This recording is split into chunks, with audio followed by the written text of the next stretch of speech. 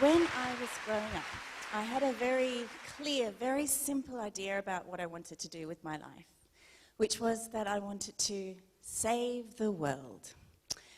Now, I know that that sounds terribly naive, but please hold that thought and just carry on with me for a little while. But as a person who wanted to save the world, I thought that being a lawyer sounds like a good sort of a place to start. And I was very lucky. Soon after finishing law school, I was offered a job with the Australian government, working as an international human rights lawyer, dealing, amongst other things, with refugee cases. Of course, it didn't take me very long in this job to realize that the faith that I had placed in the international legal system to be able to protect people's rights was also very naive.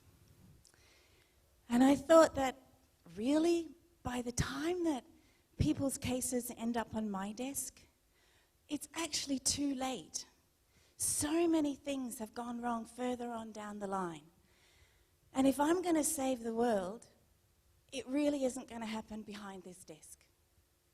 I started reviewing the cases that I'd been dealing with, and most of them related to people fleeing situations of conflict. And I thought, that's what I've got to do. I want to go and work with conflict directly in the places that it happens. And so after a little bit more study, I became a peace builder. By the time I got my first job as a peace builder, working on a reconciliation dialogue between Liberian tribal and leaders and elders, I knew that building peace would be hard work and difficult work, and I accepted it might also at times be dangerous work. But I carried with me a lot of assumptions about the nature of peace building that after 10 years of practice in this field, I now look back on and think they were wrong, those assumptions. And yet they are assumptions that are still quite common out there in the peace building field. So I think they really merit consideration and examination, and that's what I hope to do today. The first big assumption that I used to make was that peace is a universally desired thing. What 10 years of work in this field has taught me is that actually, for a lot of people who have been through a violent conflict, peace is a dirty word. Now, intellectually, I can understand that there might be a few bad eggs out there who have an interest in keeping a war going. Your warlords, people who benefit financially from conflict. But it has taken me a very long time to try to understand why it is that normal people whose lives have been torn apart by violence and who have everything to gain from peace, why they can get so angry, so enraged sometimes when they're invited to join in a confidence-building activity or to participate in a dialogue about normalizing relationships with people from the other side. Really felt hate inside themselves, and who have really experienced loss, and who have really seen their communities around them destroyed. For them, when somebody comes along and talks about peace, what they hear is something different. It doesn't matter what you say, but what they hear is forgiveness. And as a very wise Liberian man once told me, forgiveness is the most expensive word in the English language because to people who have been through a war, it seems like they're being asked to just turn the other cheek or to give up their right to anger, the right to seeking justice that they feel inside the core of their being. And so when somebody comes along and starts talking about normalizing relationships, they ask, Really? You want me to normalize my relationships with the people who burnt down my local school, raped my sister, killed my father? If I do that, wouldn't that be denigrating the memories of everything that has been lost, of everyone that has been lost? And this, I think, is a key point about the nature of building peace. Too often, peace builders assume that all you need to do is to find a solution to a conflict problem and then present that solution and explain to people how it is in their best rational interest to go along with that solution. The problem is that that fails to acknowledge and respect just how hard an emotional journey it is to be able to build a new kind of relationships with people that you have been in conflict with. The second big assumption that I used to make when I was starting off in this field was that it was somehow possible to find the ultimate truth about a conflict. Conflict and peace building doesn't work like that, because conflict and peace are more like quantum physics, where it's possible for there to be multiple truths about any one aspect of a conflict. Let me give you a little example of what I mean. In 2005, I was driving through post-war Monrovia, which is the capital of Liberia, when my car broke down. I managed to get the car to a mechanic, but it was clear that it was going to take a little while for this car to get fixed. And so there I was, standing with the hot equatorial sun beating down on me. It was so hot, actually, that I remember my eyelashes were vibrating with the heat. And now, in the distance, I spotted a fig tree, a beautiful green fig tree, and it was casting the only shade in the whole area. And under that tree, there was a bench, and on the bench, there were 3 old men drinking beers. They invited me over, so I joined them, and we sat down for beers. And we just had the most amazing conversation, and it just went on, and I remember having this thought run through my head where I said to myself, this is the happiest I have been for ages. And these guys are just so kind and so funny and so wise. I wish I could just take them home and adopt them to be my grandfathers. Anyway, eventually the conversation got around to me, and they were asking, what's a girl like you doing in a place like Monrovia? And because I hadn't yet found a quick and easy way of explaining peace building, I just said, I'm a lawyer. And they said, ha-ha, we've been looking for a lawyer. I asked, why would you guys need a lawyer? And they said, well, you see, the United Nations Security Council has slapped all these sanctions on us. They've frozen our bank accounts, they've taken away our passports, and in the not too distant future, it's likely that we will have to front up to the International War Crimes Tribunal.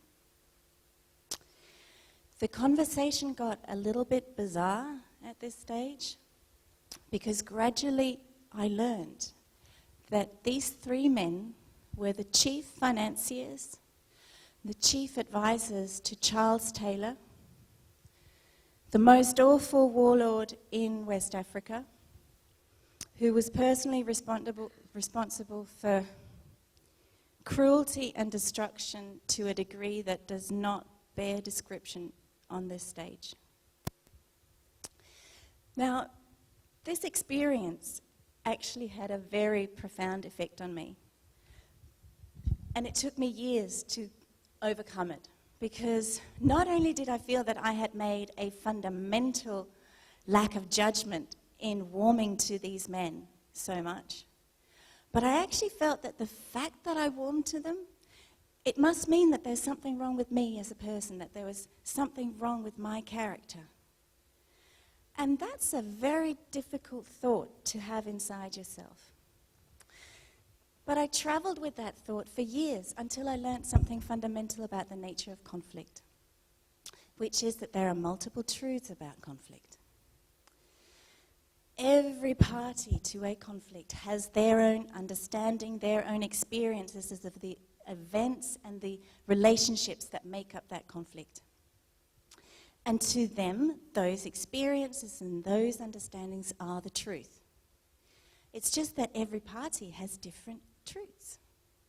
And it's the same with people in conflict. There are multiple truths about them.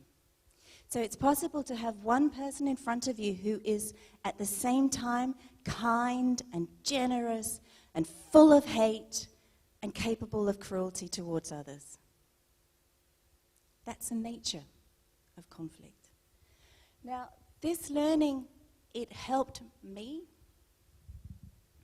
because it made me feel better about myself. But I think that there are also some things that we can learn about the nature of peace building. And the first thing is that in order to survive as a peace builder, you need to be able to hold several completely contradictory pieces of information in your head at the same time and accept that they are all equally true. And unless you can be comfortable in this zone of permanent grey, you can lose yourself in this work. The other implication is that, again, rather than peace building being about finding a solution to a conflict problem, a key part of peace building is to try to help parties to a conflict understand that in addition to their own truth, there are other truths, and to help them begin to engage with those truths. And that's hard work, but extremely important work. A third major assumption that I used to make was that my naivety was a bad thing. Naivety isn't something that we value as a society, but actually I have come to believe that naivety is a key ingredient in peace building. Because as I'm sure you can imagine, when you do this kind of work, you sometimes get into situations or you have to deal with people who will really challenge your faith in humanity at a fairly fundamental level.